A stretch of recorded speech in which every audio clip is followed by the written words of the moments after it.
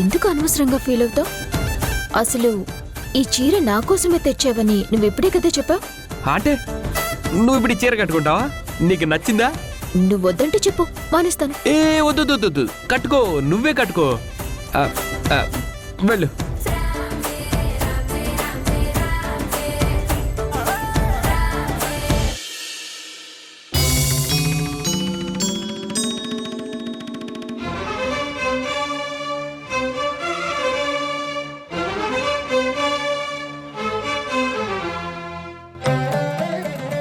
ఏది గాయత్రి ఇంకా రాలేదా? ఇంకా రెడీ అవ్వలేదంట్రా? బర్త్డే గల్ కదా, కొంచెం టైం పడుతుందిలే.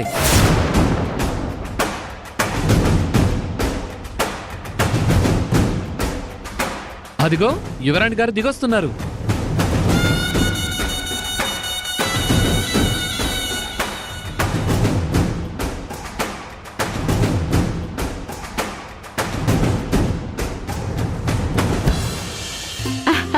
రా తల్లిరా, ఎంత బాగున్నావో. చూస్తుంటే మాదిష్టే తగిలేలా ఉంది. రా తల్లి, దేవుడికి దండం పెట్టుకుందు గాని. రా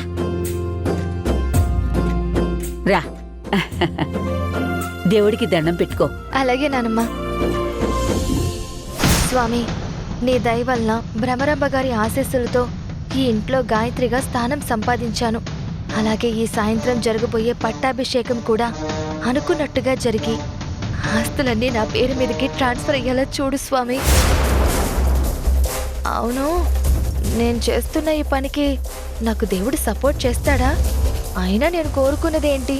ఈ ఆస్తి, ఐశ్వర్యం, పేరు, నాకొక ఐడెంటిటీ, అంతే కదా. అందులో తప్పేముంది?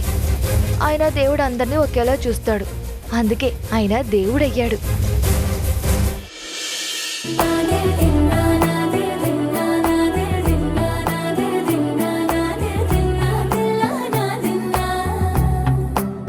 నానా హైరానా, ప్రియమైన హైరానా, మొదలాయి నాలోనా లలనా నీ వలనా. వెయ్యింతలయ్యే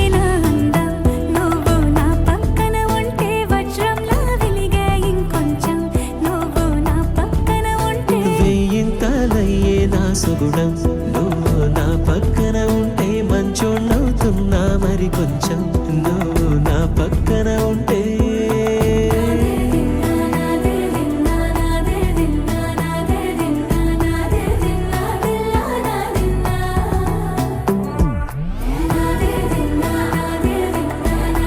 ఏంటి అలా చూస్తున్నావు? నా సెలక్షన్ ఎంత బ్యూటిఫుల్ గా ఉంటుందా అని. ఏంటి?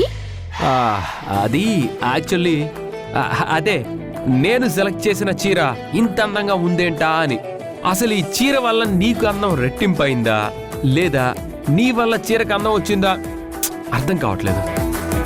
చంద్రుడి వలన ఆకాశానికి అందం వస్తుందా? ఆకాశంలో ఉండటం వలన చంద్రుడు అందంగా కనిపిస్తాడా? అక్కడ రెండు ఇంపార్టెంటే. ఏ ఒక్కదాన్ని మనం తక్కువ చేయలేం. ఆ రెండు అలా ఉంటేనా కదా. ఆడవాళ్ళ చీరలు కూడా అంతే. అవి ఇవి కూడా రెండు గొప్పవి. అందుకే ఈ అందం వస్తుంది. బా, ఏం చెప్పావు, సూపర్. వెళ్దామా? కింద అందరూ వెయిట్ చేస్తూ ఉంటారు.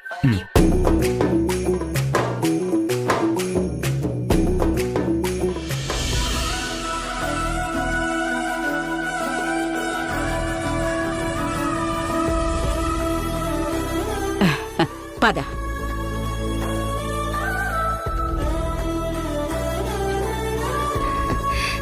నానమ్మ, నన్ను ఆశీర్వదించు. నా ఆయుష్ కూడా పోసుకుని 100 ఏళ్లు చల్లగా ఉండి తల్లి. లేమ్మా, హ్యాపీ బర్త్డే అమ్మా. థ్యాంక్ యూ నానమ్మ. గాడ్ బ్లెస్ యూ రా తల్లి. Happy birthday. థ్యాంక్ యూ అమ్మా.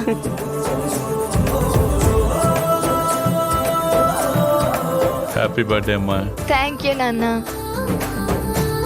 పిన్ని బాబాయ్ ఆశీర్వాదం అలాగే తీసుకోమా. నాన్న, పిన్ని బాబాయ్ ఆశీర్వదించండి. దీర్ఘ సుమంగళే భవ.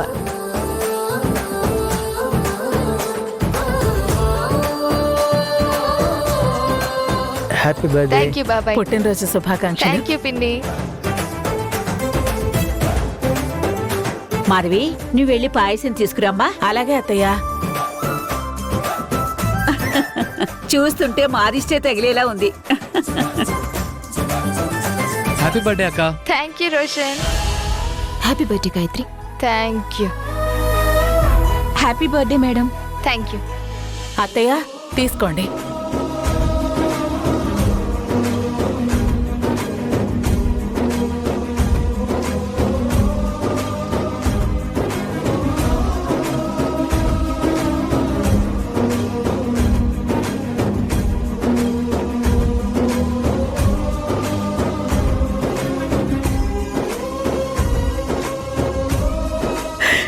అమ్మా గాయత్రి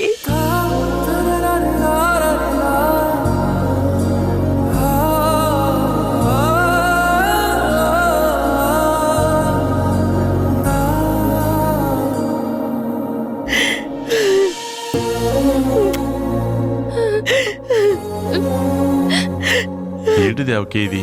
చిన్నపిల్లలా కన్నీళ్ళేంటి? కన్నీళ్లు కావండి, ఆనంద బాష్పాలు. నా కూతురికి నేను ఇలా తినిపించడానికి 25 సంవత్సరాలు పట్టింది.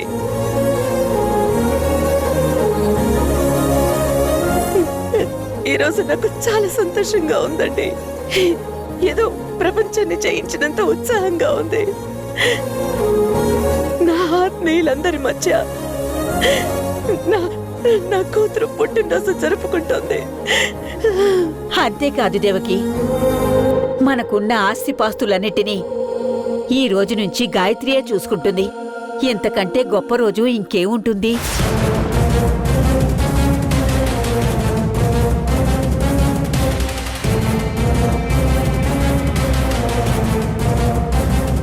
తను నిజమైన గాయత్రి కాదు అన్న నిజం మీకు తెలియకపోవటం వల్ల ఇలా గుట్టిగా మీ ప్రేమని పంచుతున్నారు మేడం. గాయత్రికి దక్కాల్సిన ప్రేమ ఆప్యాయతలు ఈ దొంగకి దక్కుతున్నాయి. భగవంతుడు ఒక్కసారి మేడం కళ్ళకి ఉన్న మమకారపు పొరలను తొలగేలా చేయి. అమ్మా, మీలాంటి మంచి మనుషులున్న ఈ ఇంట్లో పుట్టడం నిజంగా నా అదృష్టం అమ్మా. ఇంకెప్పుడు నేను మీకు దూరం అవ్వను, ఎప్పుడు అవ్వను. నా ప్రాణం పోయినా మిమ్మల్ని వదిలి ఎక్కడికి వెళ్ళను. అయ్యో పిచ్చి పిల్ల, పుట్టినరోజు నాడు ఏమిటి ఆ పిచ్చి మాటలు? ఇక మా నుండి నిన్నెవ్వరూ దూరం చెయ్యలేరు గాయత్రి. ఒక్కసారి జరిగిన పొరపాటుని మళ్ళీ జరగనివ్వను. నిన్నెవరైనా మా నుంచి దూరం చెయ్యాలని ప్రయత్నిస్తే వాళ్ళు ఎవరైనా, ఎంతటి వాళ్ళైనా, వాళ్ళ అంతు చూస్తాం.